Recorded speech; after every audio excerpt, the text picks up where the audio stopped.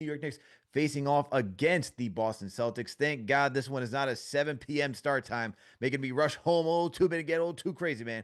Gotta make sure little man gets to bed. But 7:30 p.m. is the start time for this game. So you know we gotta come correct.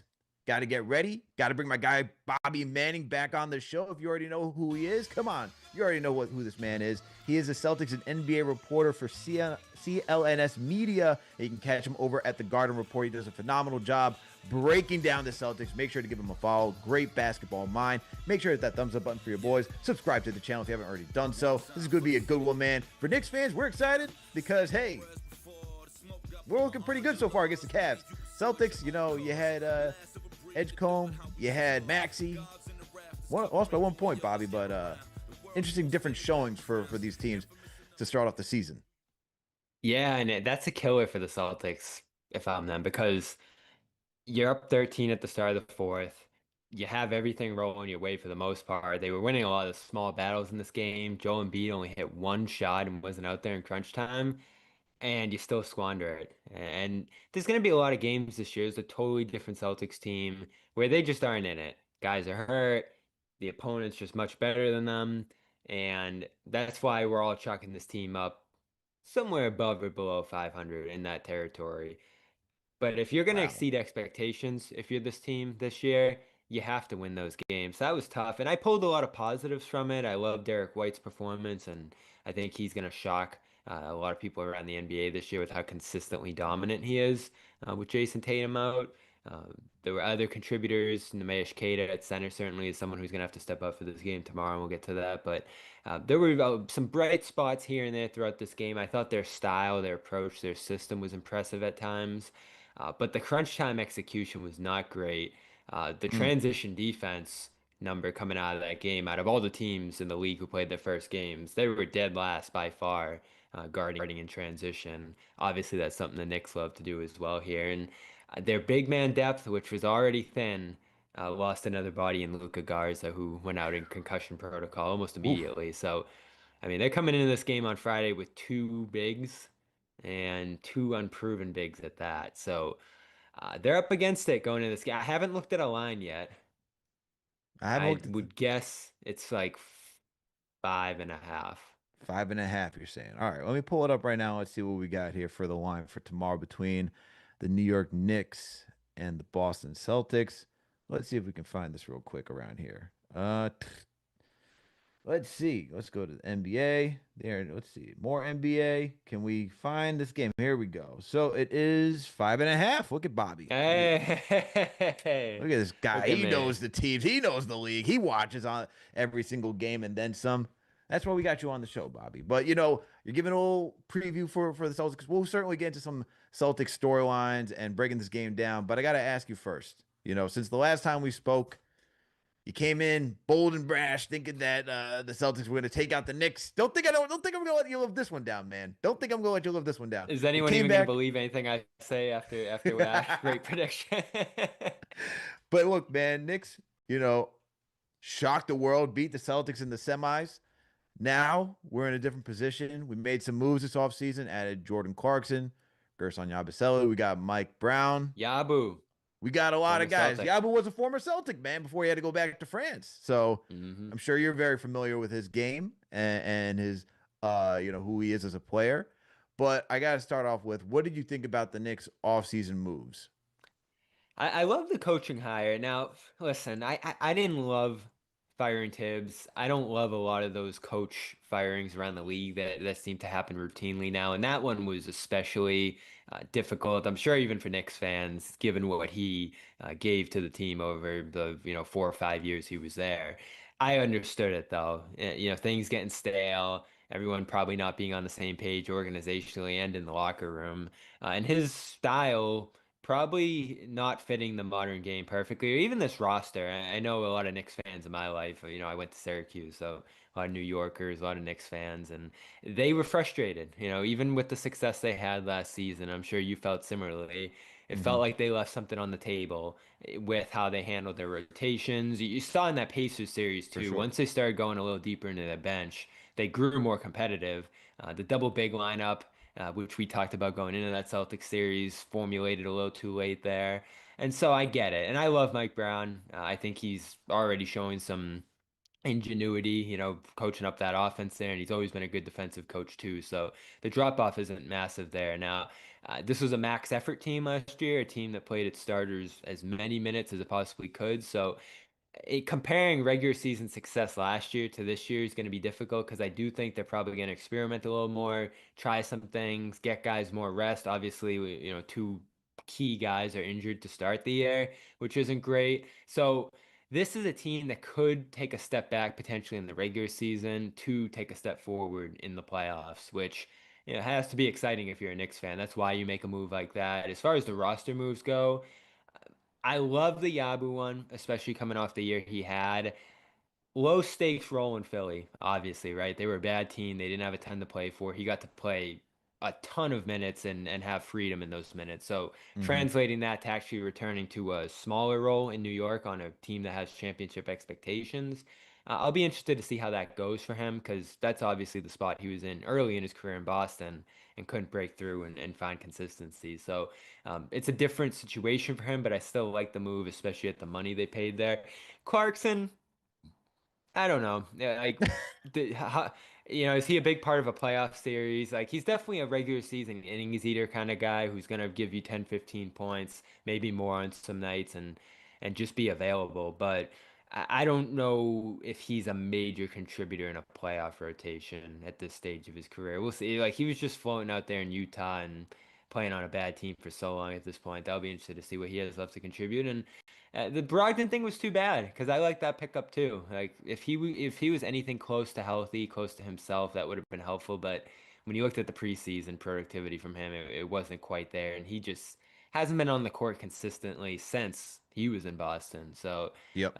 not a shocker to me that he made that decision to retire. And Shamit coming back, I think, is a smart move out of that group there. I know Matthews was in camp and showed some things, but Shamit rather carved out a pretty good role into the playoffs. So, this was one of my higher, ranked off seasons. They would probably be in my top 10 in terms of the moves they made here. And they didn't have to do a ton. Keeping this roster together, bringing guys back, even the coaching change and what looks like it's going to be the move when Mitch does get back of starting Towns and Mitch together, I think is a smart decision. The bummer is that he's not there out of nowhere, really, alongside Hart, who was banged up a lot in the preseason, it felt like. So they're going to get to test their depth pretty quickly here, almost immediately. The Towns thing was weird the other night, too, him going doubtful out of nowhere. Like, this team's not in a great health position to start the year, but as I Hmm. said, it's not about where you are right now. It's about where you are in April, May, hopefully June for them. Exactly. And that's the whole premise of what the front office wanted to do this offseason. Bring in Mike Brown. The big thing that they wanted was somebody who would be collaborative with not only the players, but the front office and the medical staff. And we obviously won't know the full depth of how collaborative Tom Thibodeau was, but the fact that they made that a point of emphasis for this offseason is clear as what they wanted. And well, to say, let's go with what CP, tweeted out the other day, a report is that he said that if Mitchell Robinson and Josh Hart needed to play, it was like do or die situation. They probably would have been out there for game one, but because it's not a do or die situation, they're going to rest these guys to make sure that they're fully healthy. Because as you already stated, Bobby, the big picture is postseason run, and so yeah, they'll probably take a step back. I've been on a couple other shows and say, hey, I expect this team to win 54, 55 games. I'm not expecting them to go into that 60 mark territory because they're not trying to win the regular season. This is not Tom Thibodeau. This is not a guy who's Mike Brown and this front office is not about, hey, let's accumulate as many wins as possible. I also think they're looking at it from a standpoint where having home court advantage doesn't seem to be a big thing anymore either. So why gun for something where you look at the Cavs, who were number one last year, lost to Indiana in the second round. You look at what the Celtics had; they had home court advantage. They lost to the Knicks in the second round. So it doesn't really matter with home court advantage. It's are your players healthy and how well is the team producing where when they're in that postseason run. So I agree with you on that standpoint. I like the moves. I actually like the Clarkson signing. I think with Yabo and Clarkson, this is where you experiment with the depth and see who has it going for most of the night. And if Clarkson has it going, look, this is a guy that can drop 25, 30 in a given game if he's feeling it. And so All you need to do is just to make sure that he's feeling it that night, and then it's a positive for you. And with Yabu, I think it's going to be based on how he's producing as well, because I liked what Ariel Hukporti showed in game one for the I like Knicks. him too. And look, the depth for this team and how Mike Brown just in game one utilized it was just so refreshing, because it's like, okay, if you're giving guys confidence and opportunity, they can actually go out there and produce something for your team and be a Miles positive. McBride, like another Yeah, guy Miles who's McBride, due another more guy. minutes, more opportunity. There's guys up and down the side. You're even using a little bit of Tyler Kolek, who I don't think they used much of last season at all. And He that's a had guy some I good minutes like. too. Yeah, he had some good Yeah. minutes too in yesterday's game. Was just playing aggressive, making the right passes. We know he's a really good passer, but the fact that he's given the confidence for Mike Brown in game one to go out there and just attack the lane, try to finish them layups, even layups that he missed, it was like, okay, you're someone's instilling confidence in you to go take these attempts, which is what you want to see, especially for that position where you want to make the defense collapse as you attack the paint. So I like what I see so far, man. I like what I see so far from Mike Brown, and the new look Knicks roster, very inspiring indeed. And hey, salute to Knicks Nation. Thank you all for tuning in for another game preview. With me on the other side is my guy Bobby Manning. He covers the Celtics for CLNS Media, so make sure you go check him over there. You can go find him on the Garden Report as well as one of the hosts of that show. So make sure to go tap in and check out his work over there. And hey, make sure to support one of our sponsors. All right. Tonight's sponsor, we got two of them. One of our sponsors is DraftKings. All right. So all of your favorite NBA players are back, and DraftKings Sportsbook, an official sports betting partner of the NBA, is the place to bet on NBA stars this season. New customers bet just $5 and get 3 months of NBA League Pass. Plus, score $300 if your bet wins, paid in bonus bets.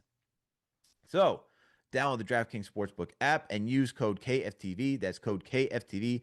Bet $5 and get 3 months of League Pass, plus get $300 in bonus bets if your bets win. In partnership with DraftKings, the crown is yours. Gambling problem? Call 1-800-GAMBLER. In New York, call 877-8-HOPE-NY or text HOPE-NY 467-369. In Connecticut, help is available for problem gambling. Call 888-789-7777 or visit ccpg.org. Please play responsibly on behalf of Boot Hill Casino and Resort. Pass-through of per wager tax may apply in Illinois. 21 plus age and eligibility varies by jurisdiction. Void in Ontario. Restrictions apply. Bet must win to receive bonus bets, which expire in 7 days. Minimum odds required. NBA League Pass auto renews until canceled. Additional terms at dkng.co/audio.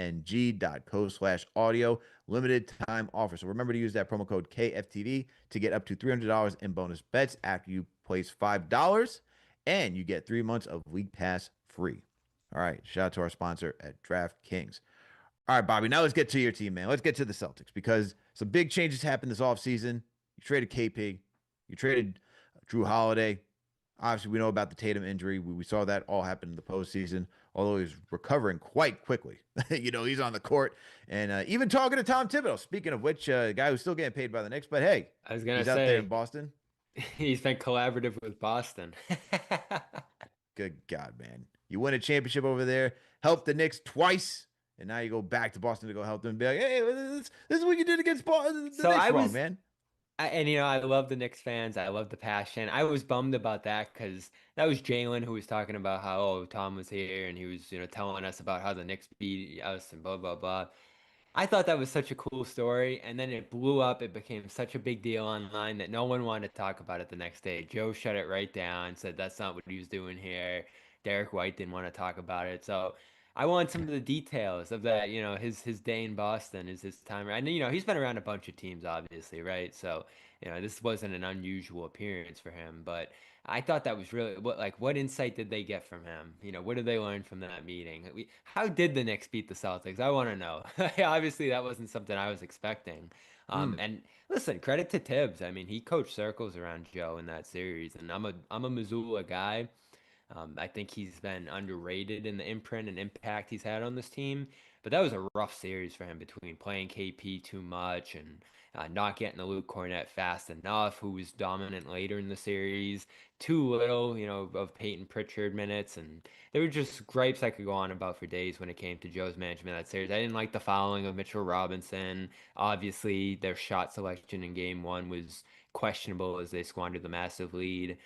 There's just a million things from that series that are still so frustrating to look back on, Well, you're just especially making given me the happy as you talk opportunity. about it. Well, once you look back on it, and you knew you were going to probably lose Porzingis and Holiday, as you mentioned, but then you lose Cornette too. You lose Horford on top of it, who nobody would have pictured leaving before that Tatum injury. And then the Tatum injury on top of it. Like, talk about a nightmare.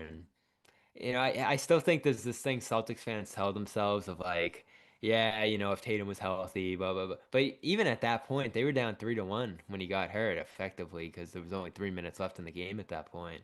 That series was just so devastating against the team they dominated all year. That one, man, that one still hurts. So what do you think of this team? I mean, you mentioned above 500 earlier in the show. Hmm. Is that like the expectation amongst media, Celtics fans? Like where do you see this team moving for this year? Do you see them going to be in the top 6? What's the outlook for the Celtics? They have a lot of holes to plug on the roster. Like you look up and down, even in the starting lineup, and you're like, all right, where's the rebounding? Where's the consistent defense? Where's the playmaking? And I thought on opening night, what showed more than anything was Jaylen Brown did some good things. Derek White did some great things. But no one else was there to help them out, especially when the Sixers packed it in and loaded up on them late. It got difficult in the half court for them. And, their offensive numbers were good coming out of that game. Their defensive numbers in the half court were pretty solid, maybe even great against Embiid and company there. But they got torched by Maxey. They got torched by Edgecombe.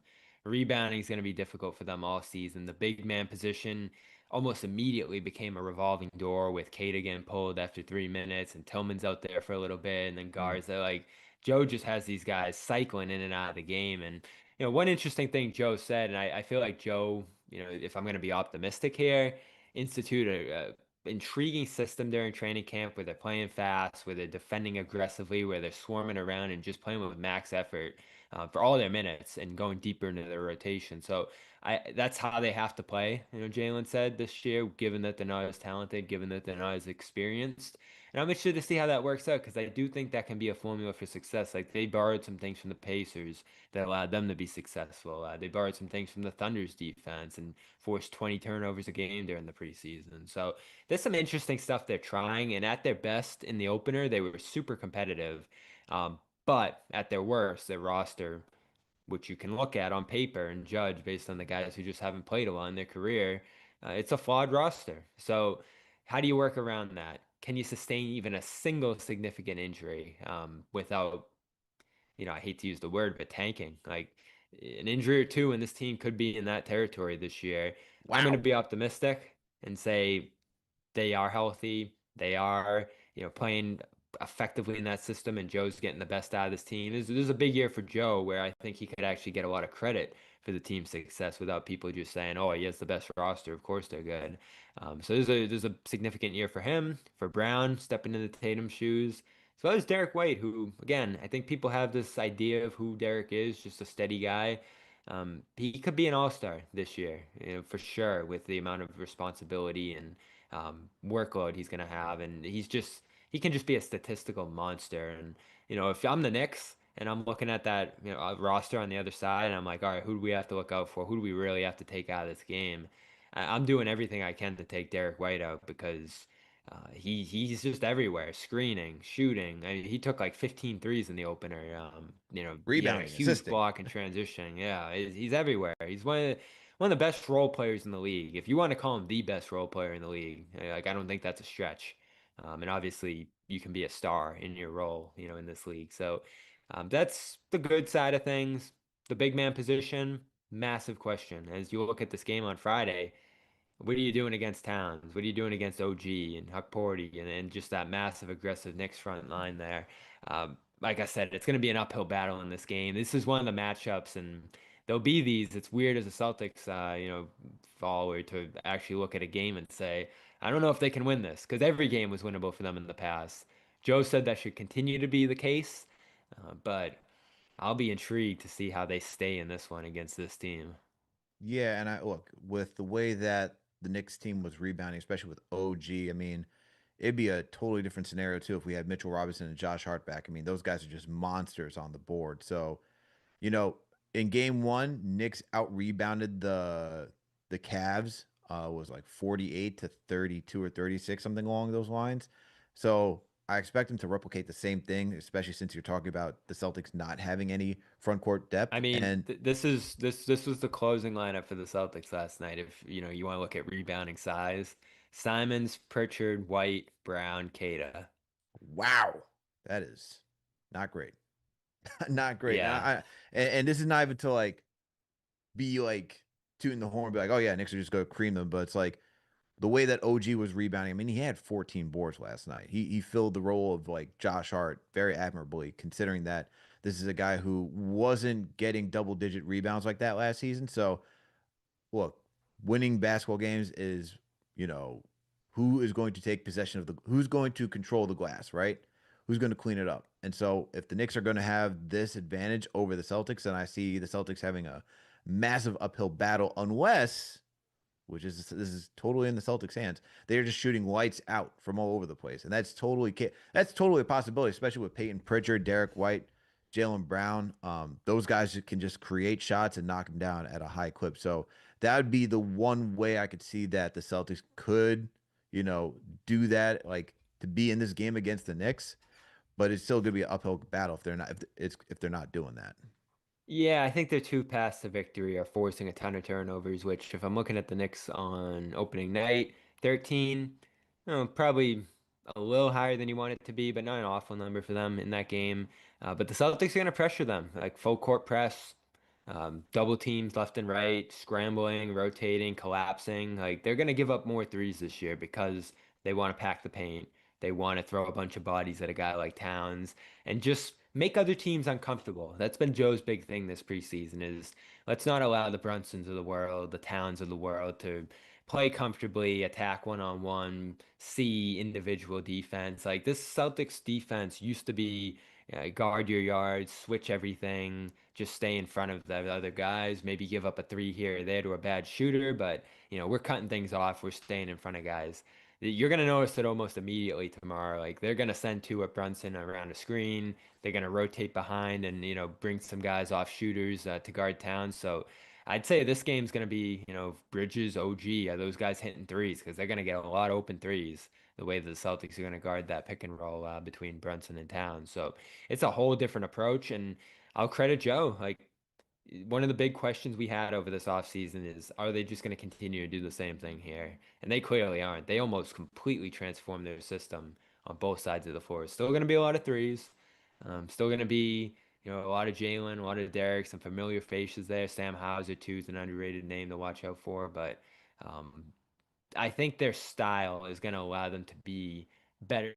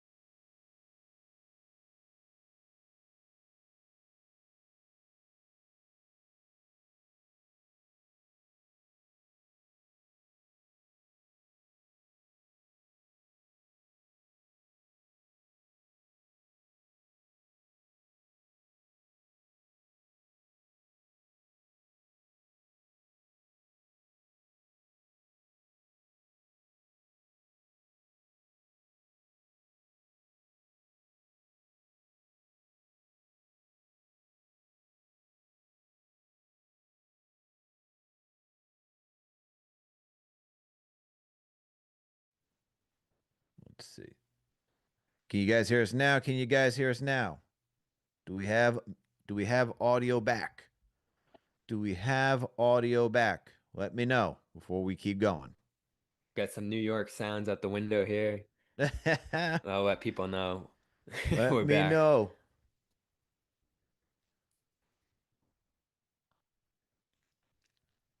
All right, there we go. We are back now. I can hear the Boom. audio back on the show. We are back up and going.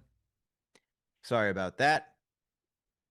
Yeah, I was just talking about the system and how this team can be a greater sum than the parts on paper, but someone has to emerge among the other guys. Now, when you're looking at the Celtics roster, who are you looking out for? Like outside of like the obviously White, Brown, like those kind of guys are you going to be looking at first and foremost. But is there anyone on this roster that intrigues you? Newcomers, guys who maybe showed a little bit during the preseason? Mm, Anthony Simons is probably gonna be the guy. Like he showed a little bit Definitely. during the preseason. I do like his game. So that's a guy off the bench that, for you guys that I would be a little bit more not extremely concerned about, but he's certainly a guy that can put up points. And so when I look at how do you compete with a scrappy team that, you know, well, let's say for like a lack of a better word, is just what are they playing for this year? It's like a soft reset just to like gather some assets, see what you have on this roster now.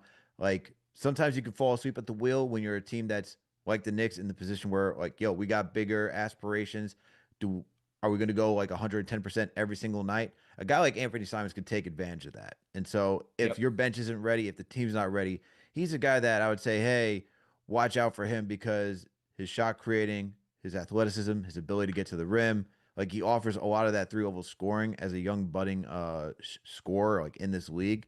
Like that's a guy I'd be worried about. Outside of that, Peyton Pritchard, of course, just because his shot making is more annoying than anything else. Because it's like, all right, man, we just guarded you for like 5 minutes. Somehow you take a step back and now you just knock it over. And the thing is, like, it's the height difference too. So if it's like you'd see somebody like Mikal Bridges on him, he dribbles around, just circles around you, and then next thing you know, he finds just like a sliver of space, puts up a shot, drills it. You're like, come on, man. Like it's just so backbreaking when you have to work that hard. And then next thing you know, you don't even stop somebody. So those are probably He's the two another biggest guy guys. I too, mean, like there were a couple years early in his career where he just wasn't playing, and ever right. since, he's gone back in the rotation. It's like, all right, I'll play 40 minutes as hard as I can. Like I've Yeah. been waiting to play, and that's where he's at in his career. There's a lot of guys with stuff to prove on this roster. I was thinking it was funny because like the team put out a post with him actually narrating it. Isaiah Thomas came to mind that year, where it was just there were some talented guys on that roster like Marcus Smart and Al Horford, but it was mostly just a bunch of role guys coming together, playing insanely hard every night, with one guy rising way above and having an MVP level year. And they made these finals with that, just sort of scrapped together team. Not that that's the upside of this team necessarily, but that's the kind of competitiveness I could see in the regular season from them. And just again, if they're gonna press and play this like all out defensive style and force turnovers and foul, like they're gonna be one of those effort teams that pull wins that you don't expect out of regular season games against teams that are sleepwalking. And obviously, you know, I I wonder if he'll be at the Garden tomorrow. I would imagine he will be. You mentioned it earlier, the Tatum factor. Like that looms over everything here. Is he back in February? Is he back in March? Where's the team at that point? Because Hmm. if he has a miraculous recovery here, and there's a couple things that had happened over the offseason right after that injury that could allow him to come back then quicker and quicker than anyone has before, then the whole conversation around this team changes of like, all right, can this team go on a run? If Tatum's anything close to be who he's, who he used to be. I don't anticipate that being the case, even if he does come back. Like that injury just takes so long to get your confidence So long, back man. and return to your full effectiveness. So I feel like the hype's a little too high around, he's coming back and saving the day right now just because of all the videos and everything. But the fact that it's even a conversation right now does have to have everyone on the team being like, all right, like, can we hold the line here until he gets back later in the year? And, who knows what happens at that point. So, that's the most optimistic view of this year is that guys emerge. There's all this excitement about being able to play more, and the coaching's good, and they just take people by surprise. But like I said, there's a pessimistic view of this year where, oh man, Jalen misses 3 weeks and we're gonna lose almost every game while he's out. Like that's, in play because this team's just so thin. There is no like particularly at the big man position. I said it to you before we started recording. Their big man rotation tomorrow night is Nemesh Keita, Xavier Tillman. and maybe a little Chris Boucher. Like that's it. That's Oof. all they have at center going up against Towns and OG and all these other guys in the front court. Salute to Knicks Nation. Thank you all for tuning for another game preview. With me on the other side is my guy, Bobby Manning. He covers the Celtics for CLNS Media. You can also find him over at the Garden Report. He is one of the hosts of that show as well. Also, make sure to support our other sponsor, man. We got another sponsor for this show, and it is called, their name is called, give me a second, Square. The name of the company is Square. All right. So this episode is brought to you by Square, your favorite neighborhood spot run on Square. All right. These businesses are what make your neighborhood. These are the places that become an extension of home. When neighborhood business thrives, the whole neighborhood thrives. When we show up as a community, it can mean big business for local business owners. Money spent in the neighborhood stays in the neighborhood. Take this ad as an excuse to go support your favorite local spot and have yourself a day in the neighborhood. Square is a proud partner of more than 4 million neighborhood businesses around the world. You can go to square.com/go/KFTV to learn more. But before you do, go support your favorite neighborhood spot. You'll be happy you did. Square. See you in the neighborhood. All right. Shout out to our sponsor, Square. Make sure to go support your own local shops. All right. Your own local businesses. All right. Let's get back to this. Let's start to wrap this thing up. So, Bobby, we kind of like started to get into it. We talked about a lot about the front court depth and how that's going to play out in this game for tomorrow. But is there anything else that you're seeing between these two teams as of right now that concerns you? For me, to start off, I think the shot creating for this team is going to be problematic for the Celtics, just because you know with a team that likes to get downhill, and if you're not going to have the front court depth, it's not only like impactful from a rebounding standpoint. Who is stopping guys like Jalen Brunson or anybody else who's capable of getting downhill, even Jordan Clarkson, and stopping them from getting to the rim? I mean, we even got to see Mikal Bridges. He's more confident in attacking the rim right now. OG Anunoby, he brought up the ball quite a bit at times yesterday and is willing to get downhill. So Mike Brown is empowering a lot of these players to drive and get to the cup. So if you're not going to have that front court depth, I think something that we're going to see in this game is the Knicks trying to take advantage of the lack of Celtics rim protection and see if they can just force them to collapse there and then generate open threes on the perimeter. Yeah, and if you look at the Philly game, the Celtics gave up 43-point attempts. Philly hit 16 of them. So they were able to find a lot of VJ Edgecombe obviously used that to, have a career night from three, and Maxey was just ridiculous. And obviously I think there's some similarities between Brunson and Maxey's game. White had a tough time containing him around screens and, trying to be in sync with the big men, like those switches and just pick and roll defense were difficult for the Celtics to navigate in that game. So, the transition points were the most devastating, but they did get hit hard in the half court at times too. Like Maxey hit three straight threes at one point. One of them was in transition, but that turned the game around for Philly early in the fourth quarter. So the Brunson matchups going to be difficult for any team, but especially this one right now with where the defense is at. The big man and size mismatch speaks for itself. And then, I think the other underrated thing about this is that the Knicks just play with a level of speed and aggression that I think is almost going to match Boston's. Like that hit them hard alongside like the difficult environment MSG is to play in during that playoff series. And if the Knicks are going to throw some defensive pressure right back at the Celtics, like are they able to prevent turnovers? I thought they did a pretty good job with that against Philly, who didn't pressure them a ton. But the Mhm. Knicks are going to do that, and they're going to be aggressive with some of their pick and roll coverages. And the one area they might be able to maybe expose, as is going to be the conversation around this Knicks team all year, is the Brunson Towns defensive pick and roll coverage. And I just don't think they have enough at center right now, unless Keita has another big game and he's a threat to even make that a challenge for the Knicks right now. Like this isn't Porzingis there anymore. This isn't Al Horford out in the pick and pop. Like they just had such a wealth at that position in the past, and now it's an unproven cast that again suffered an injury with Luka Garza in game one, who's going to be out for this matchup here. So. Um, they're gonna compete.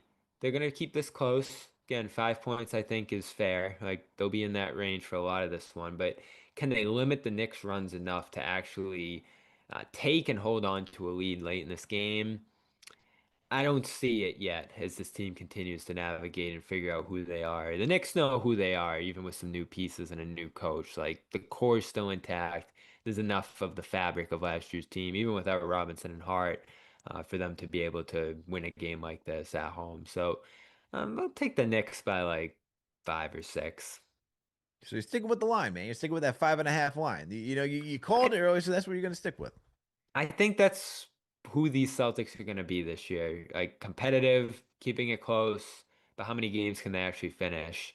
I'll be interested to see what Jaylen Brown does in that sense because I don't think he got the opportunity to close out last game. I don't think he got the shots and looks.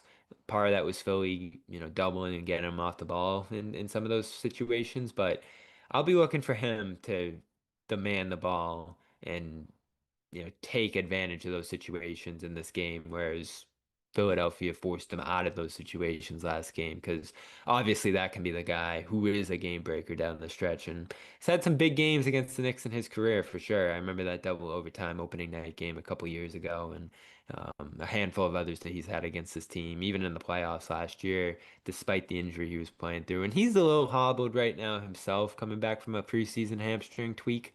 Hmm. But he's close enough where I think he can have a big game here to keep the Celtics in it. And like I said, look out for Derek White, man. You're going to be amazed by how good he looks tomorrow.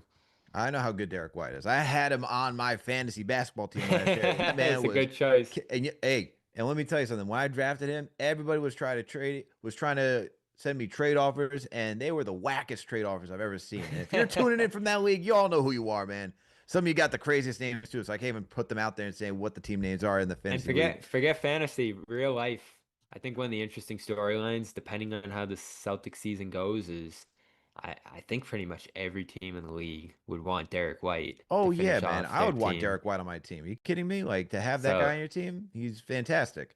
He's how absolutely aggressive do fantastic. Does teams get? everything. He does everything. We talked about it. He could rebound. He can score, assist, like all of that, man. Like his IQ and just like being a star. Like if you're talking about being a star in your role, there's like a handful of guys who are stars in the role. I would say like Draymond is, Derek White is, Josh Hart is. Like there's not a lot of guys who are legitimate stars in their role who properly get the like recognition for how good they are and how impactful they are for their team. Like Josh Hart's the same way. This guy rebounds, he play makes, hustles.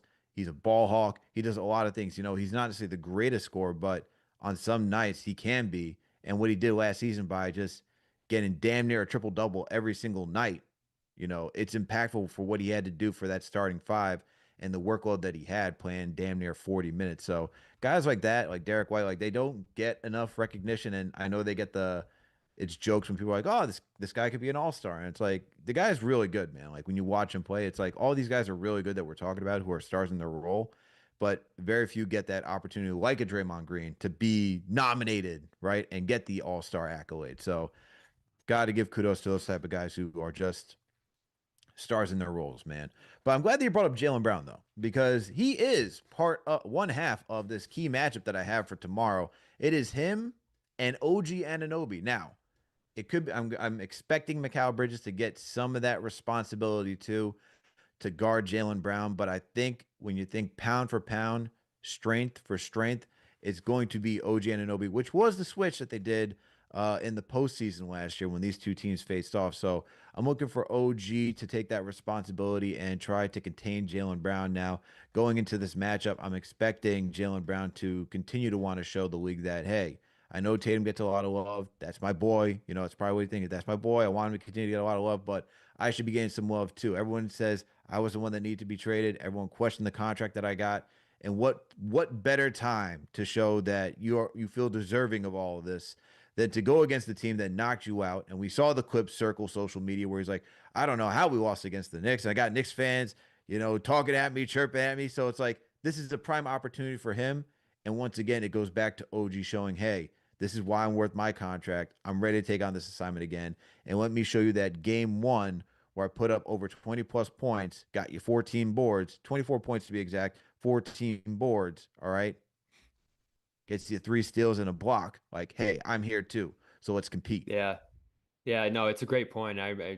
Didn't think about those comments, but yeah, those were interesting. And then it was obviously a difficult game 6 in that building that ended the season where Brown fouls out and I think had 7 turnovers and truly one of the worst games I've ever seen him play. So I'm sure that'll be in his mind. The memories of obviously the Tatum injury happening there in game 4 and the emotion of that night still even sticks with me, seeing Horford in the locker room right after reacting to it and just guys sitting in the hallway, real emotional. Like that was just such a heavy night for this team. And then obviously their season comes to an end. And remember pretty much everybody in that locker room wondering, like, is this it? Am I gone? Like, have we played our last games together? And for quite a few of that guys, that was obviously the case there. Porzingis in particular, who heads out the door. We got some clarity on, what happened there during that series. And, that's still. I mean, I've never seen anything like that, and I think most Celtics fans look at that too and say that's a big reason Boston lost that series is Porzingis going from, let's say, a 10 to a 2 on a scale of 1 to 10 in terms Mm-hmm. of effectiveness. Like he just lost all his powers, could barely move, and whatever that Potts thing is that the Athletic wrote about made a lot of sense to me because that's what it looked like out there. He couldn't stay up straight. He couldn't, like it was insane. So that was interesting this week too, as we think of some of the memories of that series, which even for me, man, that was tough to watch, especially after what I was expecting to happen in that series. And obviously, it was a great run for the Knicks. I think the energy is going to be awesome in the building tomorrow night. Celtics going to be super motivated, and again, I think when you look at that roster, you look at the game, you're like, this is probably a win. But when you see how the Celtics are playing stylistically, I think it's going to shock a lot of Knicks fans how much they've changed, how aggressive they are, how athletic and just different from that slow slogging team that they saw in the second round there. And that was a big conversation with Brad Stevens in the front office coming off that loss was, man, did we look slow? Man, But I did don't we think they're gonna. look plodding? But I don't think they're gonna like. I'm not gonna be surprised, and I hope Knicks fans aren't surprised about that because when you don't really have to play for anything this season, like they're just playing to be competitive at this point, right? Like Hmm. there's not a lot that they have to lose. It's honestly it's a gift for them to be like, what's the expectation for you this year? If you don't make the playoffs, there'll be some questions about Jalen Brown, but not the rest of the roster. If you do make the playoffs, it looks good for Jalen Brown, and it's like, well, it's not really the championship roster. They're missing a couple guys and they're retooling. So I'm expecting these guys to go out there and play like they have nothing to lose. And to be quite honest, I think the other side of the coin to this equation to why I think this game is going to be as close as you think it is because the Knicks are trying to implement something new. And even against the Hmm. Cavs, who look, they didn't have Garland, they didn't have DeAndre Hunter out there. Okay, they didn't have Max Strus. Like they dealt with their injuries as the Knicks were dealing with their injuries, but it was a close game still. And so it's because part of it is because this team, the Knicks, are trying to figure out who they are. They know who they are, but they're still working on that identity to show on the court. And so because of that, I still think it's going to be a close game. And these teach and look, when you have things to prove, the game's going to get tight and shots are going to be made. Obviously, shots are going to be missed. There's going to be some turnovers. Guys are going to want to prove themselves. I expect this to be a close game too. And so, with that being said, who's your X factor for the Celtics for tomorrow? Ooh, I'm gonna go Simons. I'm glad you brought him up earlier. Like he eased his way into the first game. I remember his first preseason game too, him, saying I was nervous, like a new team, my first trade ever of my career, trying to fit in with some of these other guards. Like, I'm not gonna lie, I was nervous out there for the first time. And then second preseason game, 6 threes, all that impact that you remember of him from Portland leading that team in scoring and just being dynamic out there as a three-point shooter. Is he that comfortable into his second regular season game after trying to fit in with, Jalen and Pritchard and White in the first one? He was good in the first one. I thought his defense flashed. He scored 13 points, I think, on efficient shooting. He just didn't assert himself a ton. So I think there'll be more opportunities for him to do that in this game. And they're going to need it to keep up with the Knicks scoring here. So I'm expecting them to play him a little more, involve him a little more here, push him to be more impactful. And That's obviously one, and then another is Kata, who's obviously going to have to hold up against Towns and company inside. Though I would suspect the Celtics start Jalen against Towns as they did on Mhm. Embiid in that first game and just switch that. So uh, those are two guys to watch for on that Celtics side outside of like who you would obviously like typically name. Yeah, okay. I like that. I like Anthony Simons as an option. I'm gonna go with Carl Anthony Towns just because I know he's dealing with a slight hamstring injury. I know he didn't have a great game in game one. He went 5 of 12 from the field, scored 19 points, got to the line nine times, went 8 of 9 with his free throw attempts and got 11 boards. And from the stat sheets, like the shooting percentage isn't what's great, but knowing that he's playing with a slight hamstring injury, not looking great out there yesterday in game one. I'm looking to see if he can just step it up a little bit while still being working out the Kings in this Mike Brown offense and looking like the dominant offensive center that he can. Because if Boston is not going to have any front court depth or anybody that contain him, I think what if this game could seriously get out of hand if Carl Anthony Towns decides to be who he is, which is one of the best scoring big men in the league. So if he's out there and just dominating, I could see this game instead of being like a close game, I could see this game tilting in the Knicks' favor and being a double digit win for the New York Knicks. Yeah, and he obviously dominated the Celtics, who switched him, kept him off the three-point line. But credit to him, he took advantage and just overpowered the Tatums and wings that the Celtics threw at him in the playoff series. It's going to be, again, a little bit of a different coverage he sees in this one. He's going to see double teams, full collapses on him on the post. Um, how much is he able to pass out of that? How much is he able to navigate that? I think those are going to be big factors in whether the Knicks win or lose this game. Because again, I think the Knicks' whole game plan is going to be, or the Celtics' whole game plan rather, is going to be to try to frustrate a guy like that, get the ball out of his hands, make sure he isn't able to shoot the ball cleanly at all, even foul him at times. Like that's how they're going to approach him this game, which is completely different from how they approached him in the playoffs. Yeah, it's gonna be a fun one tomorrow. It's gonna be a fun one tomorrow, though. Looking forward to see how both these teams compete in game two. I mean, we try to take a lot from game one. It's an 82 game regular season, man. There's a lot of data to still be collected as these teams start to mold and mesh into their own. But Bobby, I always appreciate you coming through, man, and chopping it up with me. Please let the listeners know where they can find you if you got any work up and coming. We should be on the lookout for. Yep, we are live after every game over on CLNS Media, so go subscribe over there on YouTube. A bunch of podcasts every week, off-day shows, stand-ups from the Garden, whether in Boston or New York, whatever Garden you want, we'll be there. And, a lot of coverage throughout the year, obviously. So check that out. Boston Sports Journal right over there occasionally, as well as CelticsBlog.com. And, of course, my work day to day is over on CLNSmedia.com, so check all those out. Once again, make sure to go give Bobby a follow. He does a great job covering the Celtics and the league. So make sure to go give him a follow and go give him your support. Once again, salute to Knicks Nation. And I know there's some Celtics Nation in here. You guys always seem to come through, man, and always leave some comments in here. Same on our stream, man. We're gonna be seeing the Knicks fans tomorrow, I'm sure. I am sure you're going to, if it's a win tomorrow for the Knicks, I am sure they're going to be on your live stream Friday commenting night, man. like Woo, there's no I tomorrow can't because wait. I know for sure because I've seen it. When the Knicks lose against the Celtics in a game, Celtics fans are piling in the chat, piling in the comment section. I'm not expecting much this season, but hey, I know hey, we'll see what happens tomorrow, man. We'll see what happens tomorrow. I'm confident in the Knicks, but we'll see. Bobby, once again, I appreciate you for coming through. Knicks Nation, Celtics Nation, even if you're here, hit that thumbs up button for your boys. Subscribe to the channel if you haven't already done so, okay? Make sure to support our sponsor, DraftKings. Use that promo code KFTV to get up to 3 months free for NBA League Pass. And when you bet $5, get up to $300 in bonus bets. Also, make sure to support our other sponsor, Square.com. So make sure to go to square.com/go/KFTV to learn more about your community and supporting your neighborhood spots, okay?